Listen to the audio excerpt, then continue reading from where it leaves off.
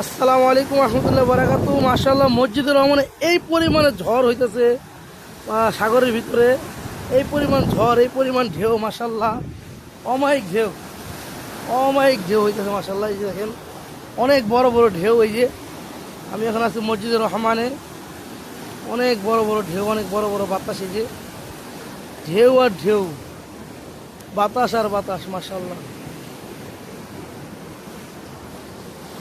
উত্তাল সমুদ্র যাকে বলে, এখন হলো জেদ্দা সাগর পার মসজিদে রহমান, এখানে এখন বর্তমানে উত্তাল সমুদ্রের ঢেউ চলতেছে। ইয়ার্সগুলো দেখা যায়, দেখেন ইয়ার্সগুলো।